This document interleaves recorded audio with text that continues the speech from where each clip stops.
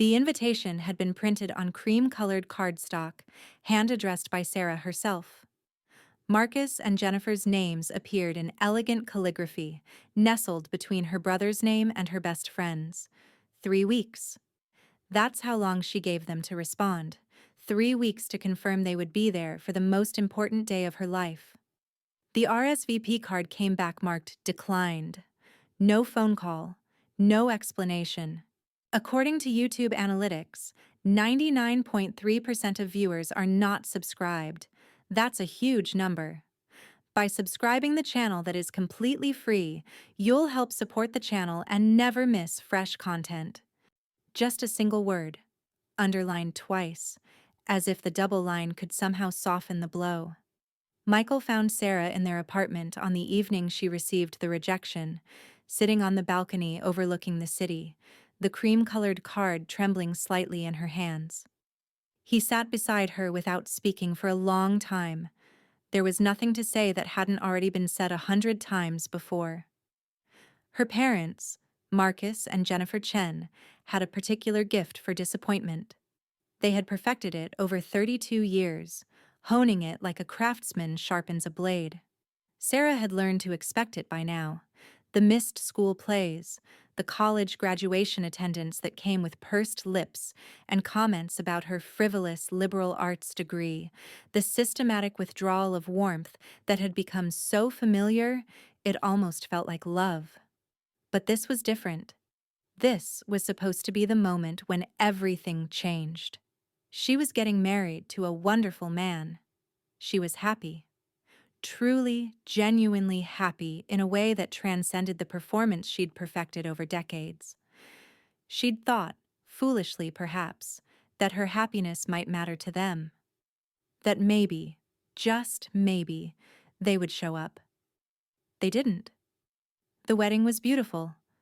300 guests filled the venue, and if Sarah noticed her parents' absence among the attendees, she'd learned long ago how to smile through it. She'd become an expert at that particular kind of pain, the kind you swallow down, the kind that sits in your chest like a stone, the kind that only surfaces when you're alone at 3 a.m., wondering what you did wrong.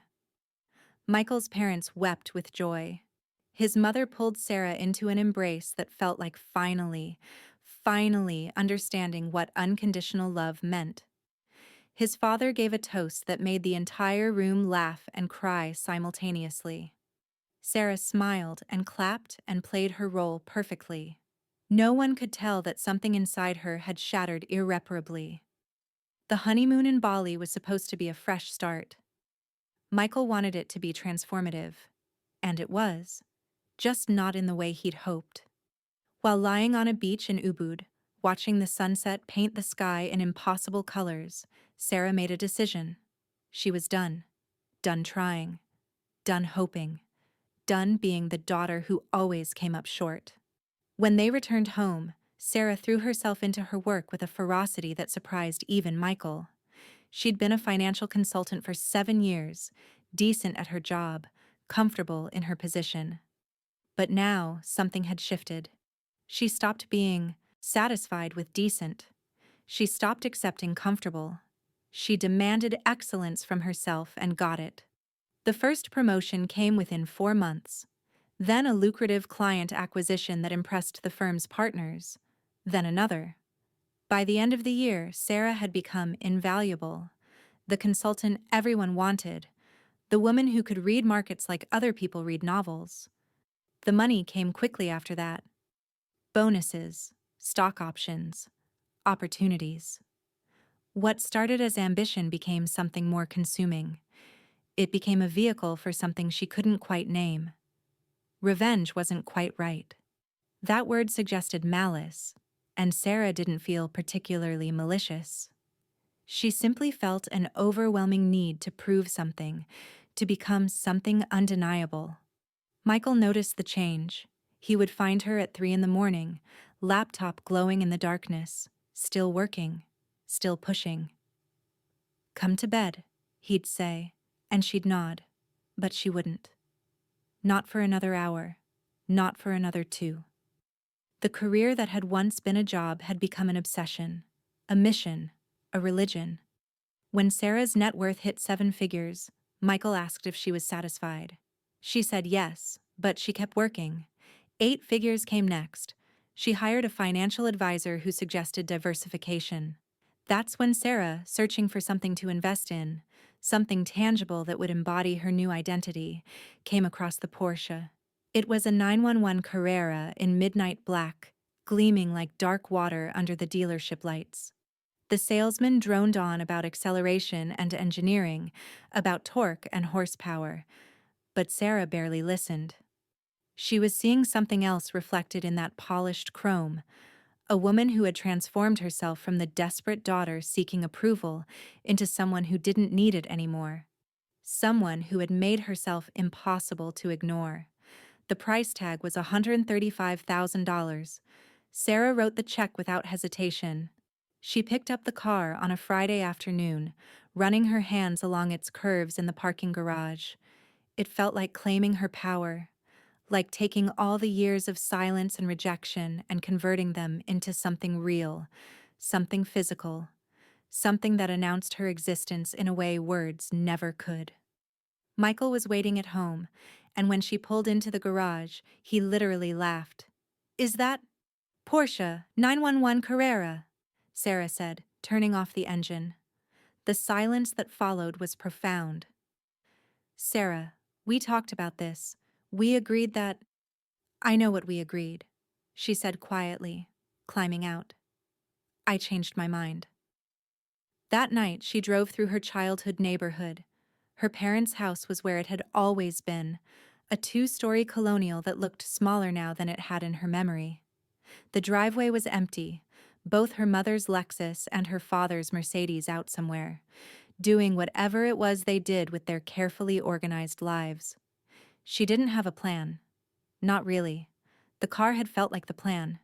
This gleaming manifestation of her success. This rolling rejection of their rejection. But now, circling the block for the 3rd time, she realized that possessing something magnificent was not the same as being seen. The next opportunity came when she received a Facebook notification. Her mother had uploaded photos from the country club. Marcus and Jennifer at a fundraising gala, dressed in their finest, surrounded by people they considered important. Jennifer looked elegant and perfectly poised, exactly the way she looked in photographs, which was to say, exactly the way she looked in real life. Carefully composed, emotionally distant, impeccably presented.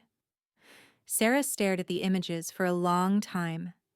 Then she made a call to her mother's assistant, a woman named Linda who had always been kind to her, and learned that her parents would be hosting a charity luncheon at the country club the following Saturday. A lunch to benefit some cause or another? The details didn't matter. What mattered was that this was public. This was their world. This was a stage. Sarah bought a new dress for the occasion, not because she needed to impress anyone, but because the woman she'd become demanded it. She was someone now. She dressed like someone now. She drove like someone now. The valet's eyes widened when she pulled up in the Porsche. He looked at his clipboard, confused, clearly trying to figure out where she fit in the social hierarchy of this place. Before he could speak, Sarah handed him her keys and walked into the country club. Her mother saw her first. Jennifer Chen, mid-conversation with the club's president, lifted her eyes and something shifted in her face. It took her a moment to place Sarah, and in that moment before recognition, Sarah saw herself as a stranger, a beautiful, expensive stranger who didn't belong. "Sarah?" Her mother set down her champagne flute. Her expression cycled through several emotions too quickly to name them all, but Sarah caught surprise, confusion, and something that might have been shame, though it flickered out before she could be sure. "Hello, Mother," Sarah said, and the coolness in her voice was a revelation. When had she learned to make her voice sound like that? When had she learned to make herself sound untouchable? Marcus appeared at Jennifer's elbow, his face going through its own cycle of surprise. "Sarah, we weren't— What are you doing here?" I was invited, Sarah said. I'm actually here with Michael's firm. We're co-sponsoring the event. This was a lie, but it came out so smoothly, so naturally, that she almost believed it herself. That's wonderful, Jennifer said, her voice taking on the bright, artificial quality it always did when she was uncomfortable. We had no idea. How have you been? The question hung between them. How had she been? She'd been invisible. She'd been rejected. She'd been transformed. She'd been perfecting the art of success in their absence, becoming someone they'd never made room for. Fantastic, Sarah said. Actually, I wanted to tell you about some recent developments. My firm has been managing significant portfolios, and I've recently become a partner. We're opening a new division, and the projections are looking exceptional. I've also made some personal investments that are performing remarkably well. She watched this information land on her parents' faces like snow, cold, accumulating, covering everything that had been there before. That's excellent, dear, Marcus said, but his eyes were different now. She could see him recalculating, reassessing, trying to understand where this daughter had come from. I also wanted to thank you, Sarah continued, turning to her mother, for all those years of emphasis on independence and self-sufficiency. I realize now that was invaluable preparation for building my own path, my own success, entirely without needing anyone's approval or support. She let that land too. The implication was clear. I didn't need you. And now that I don't need you, here you are, trying to figure out how you fit into my life. How is Michael? Jennifer asked, trying to regain her footing in the conversation. Wonderful. We just got back from a vacation in Mykonos. I'm thinking about buying a small property there. It's become such a valuable market. The words were designed to rebuild the wall between them, brick by brick. See what you missed? See who I became without you? You must have done exceptionally well, Marcus said, his voice carrying a new register now. Respect, perhaps, mixed with something that might have been envy. I did. In fact, I just purchased a car I've been wanting for years. A Porsche. It's quite a beautiful piece of engineering. I don't suppose you'd like to see it? It's parked outside. Her parents exchanged a glance. Sarah had seen that glance 1,000 times growing up. The moment when they silently communicated, when they made decisions together, when she was excluded from their private language. But this time felt different. This time, she was reading something new in it. A flicker of recognition that they had made a mistake, that they had miscalculated, that their daughter had slipped away and become someone they no longer knew how to interact with. They followed her to the parking area. When the valet brought the car around, gleaming and perfect and undeniably expensive, Sarah watched her father's face go through a series of expressions. First admiration, then something that looked like grief, then a kind of desperate rewriting of recent history. This must have cost, Marcus started. $135,000, Sarah said flatly. Plus accessories. It's from my own accounts. Money I earned. By myself. The statement was an accusation and a liberation all at once.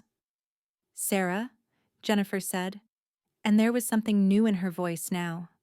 A vulnerability that Sarah had never heard before. Why didn't you tell us you were doing so? Well, we would have... What? Sarah turned to face her mother, and she was surprised at how steady her voice remained.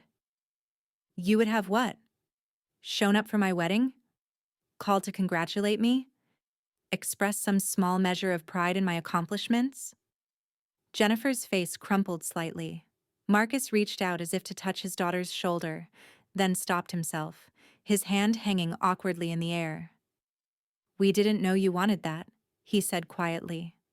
The words were so absurd, so perfectly crystalline in their stupidity, that Sarah almost laughed. All those years, all that absence, all those carefully not called moments, All those celebrations no one showed up for. And they didn't know? I have to go, Sarah said.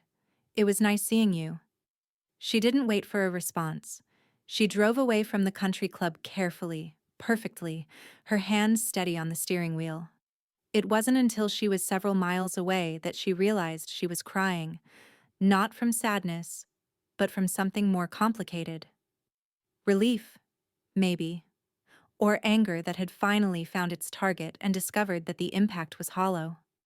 Michael was home when she arrived, and he took one look at her face and knew. You did it, he said. I did what? Whatever you set out to do. You've had this look in your eyes for months, like you were chasing something. Sarah slumped onto the couch. I thought it would feel different. I thought if I made myself undeniable, if I made myself into someone impossible to ignore, they would finally see me. They would finally be proud. Did they? They saw the car, Sarah said. They saw the money. They're probably Googling my name right now, trying to find articles about me, trying to understand how their failure of a daughter became someone worth looking at. And does that feel good? Sarah thought about this. She thought about the look on her mother's face, the desperate reaching out and pulling back. She thought about her father trying to calculate her worth based on the price of a car. She thought about success that felt like ashes, like revenge, that wasn't quite revenge, like winning a game no one else knew they were playing. No, she said finally. It doesn't feel good. It feels empty. The phone rang the next morning. It was her father. His voice sounded different. Older, perhaps, or maybe just less guarded. Sarah, about yesterday. Your mother and we didn't handle things well with your wedding. We weren't sure how to explain it at the time, but there were things happening that we were struggling with. It's not an excuse, but Sarah listened to her father explain about his business troubles, about her mother's health scare, about their own struggles that had nothing to do with Sarah, and everything to do with them being human and fragile and broken in ways that had nothing to do with their children. It was the conversation she'd been waiting for her whole life, and it arrived too late to change anything. Thank you for telling me, she said carefully. I'm very proud of you, he added. What you've accomplished. I should have said that before. After they hung up, Sarah sat in her home office looking at the photos of her wedding. In every one, she was smiling. In none of them was her smile reaching her eyes. She'd been performing then too, but she'd been performing for herself, convincing herself that if she tried hard enough, if she smiled wide enough, none of the absence would matter. The car sat in the garage, still beautiful, still perfect, still worth exactly what she'd paid for it and nothing more. That evening, Sarah called her parents and invited them to dinner. It was a small gesture, almost impossibly small compared to the distance that had grown between them over the years. But it was something. An opening. Not forgiveness, because she wasn't sure forgiveness was what she needed, but something like a beginning. Weeks passed. Dinners happened. Conversations became slightly less formal. Her mother asked about her work, and Sarah answered with less performance and more honesty. Her father told jokes that weren't quite funny, and Sarah laughed anyway. Not for him, but because laughter felt better than silence. The rage didn't disappear. It transformed instead, not into forgiveness, but into something more sustainable, into compassion mixed with boundaries, into understanding that her parents were people who had failed at the most important job they'd had, and that while that failure had shaped her profoundly, it no longer had the power to define her. She drove the Porsche less after that. It sat in the garage most days, a beautiful testament to ambition and hurt, and the complicated truth that becoming undeniable doesn't make you happy. That success measured against someone else's indifference is just another form of loss. One day, cleaning out her office, Sarah found the cream-colored invitation card, the one with the double underlined "declined."